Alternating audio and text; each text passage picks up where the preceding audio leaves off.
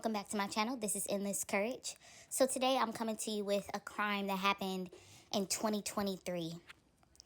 So I don't know if anyone has heard of the Lindsay Clancy trial where she admits to killing 3 of her children. I ran across a really good article that could give a sneak peek into, or just a explanation as to why she committed these crimes, her mind state.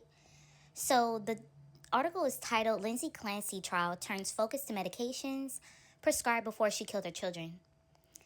Lindsay Clancy messaged one of her caregivers less than 2 months before she killed her 3 young children in 2023 to say she was having, quote, intrusive thoughts I never had before, quote, feeling completely hopeless and worried about becoming addicted to some of the medications.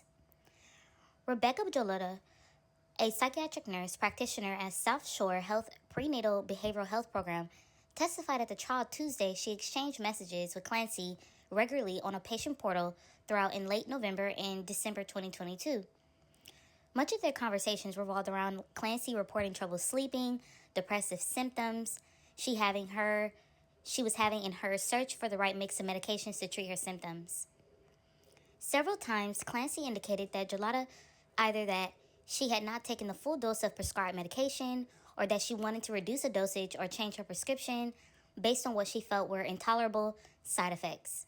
Clancy also worried about being addicted to some of the medications like Ativan, but Jolota said she was not.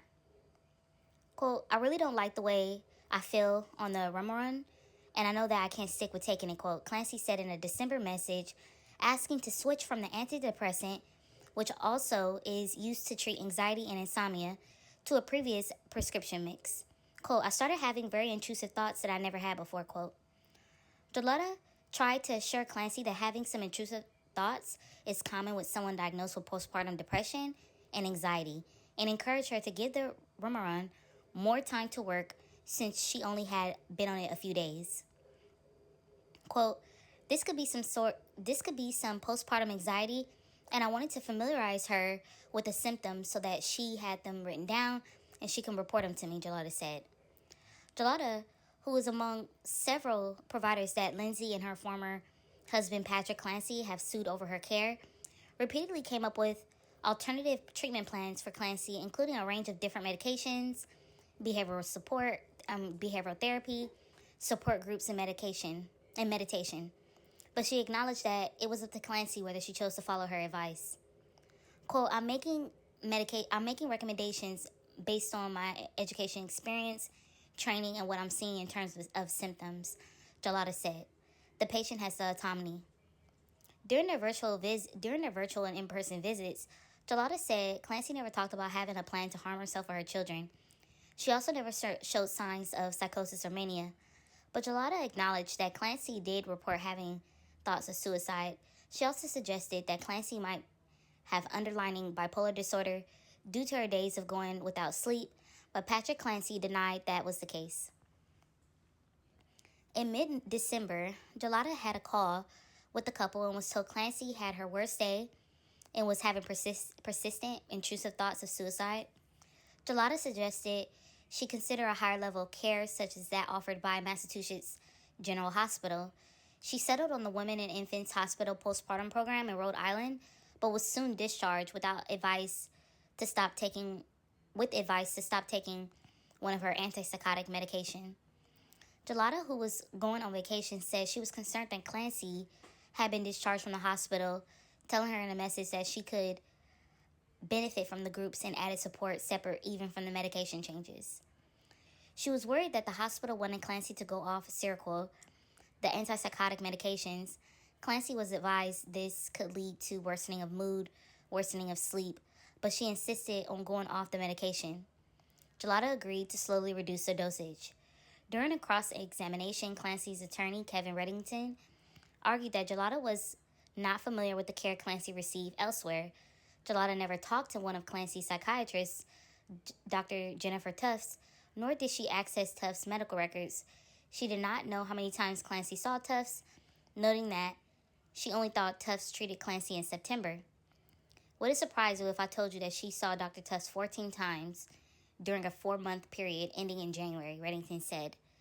Jolota never talked to anyone from the Rhode Island hospital that admitted Clancy, nor did she have access to the records of McLean Hospital, a psychiatric facility that Clancy admitted herself into on New Year's Eve.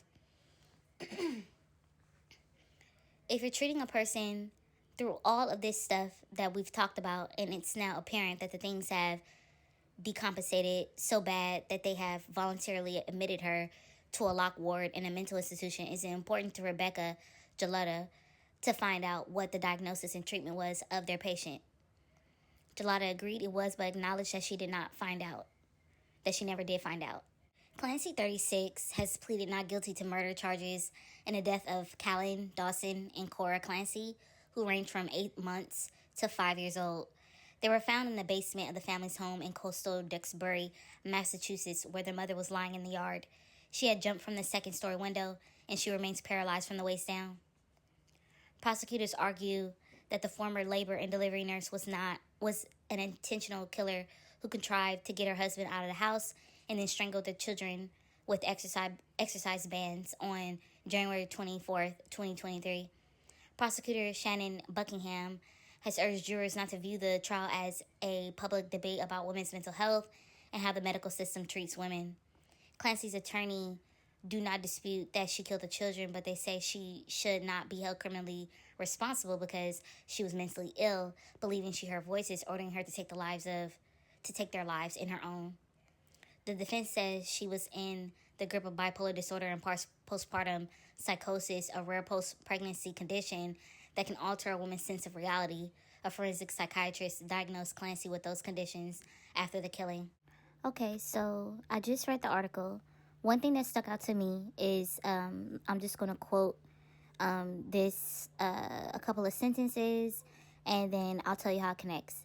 Hxllo never talked to anyone from the Rhode Island hospital that admitted Clancy, nor did she have access to the records of McLean Hospital, a psychiatric facility that Clancy admitted herself into on New Year's Eve. So New Year's Eve, she admitted herself into McLean Hospital, a psychiatric facility. The murder happened on January 24th, 2023. So approximately a little over 2 weeks. Maybe 2 weeks and a half.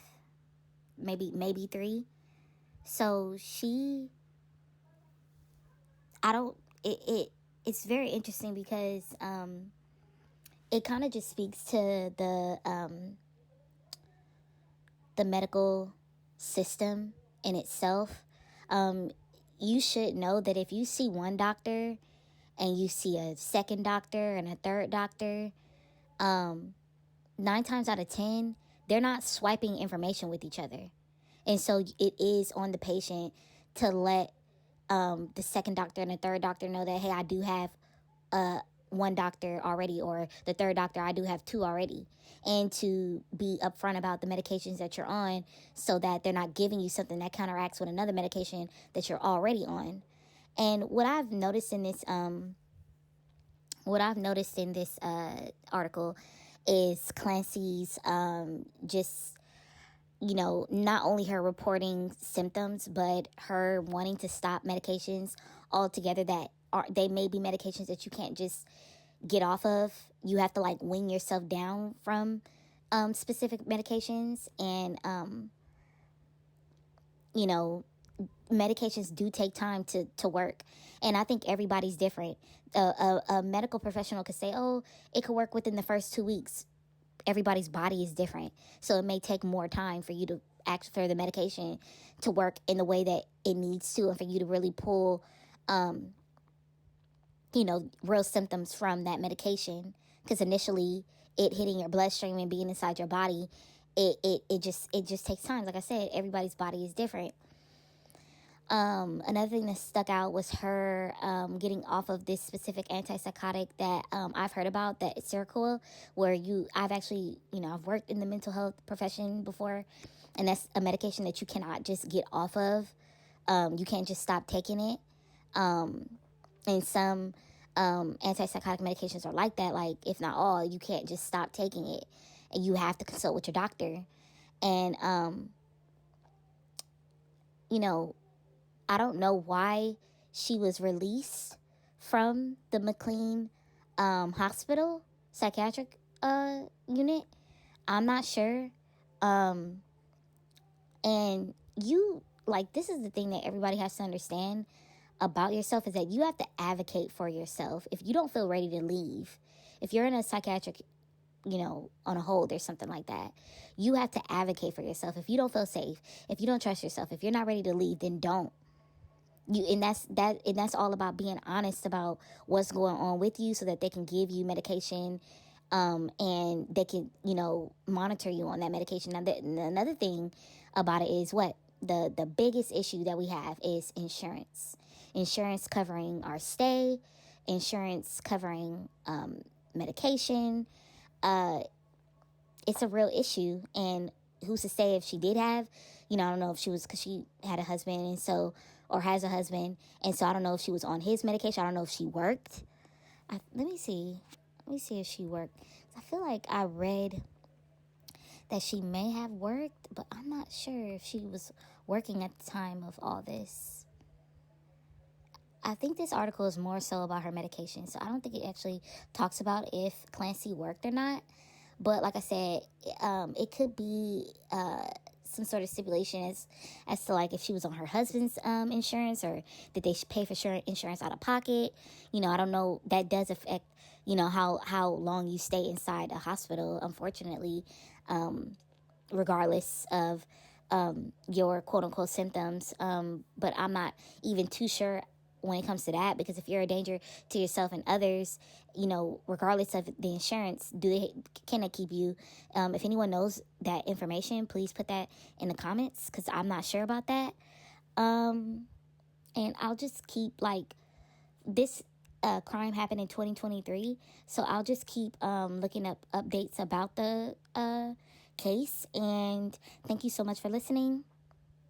I'll see you in the next video.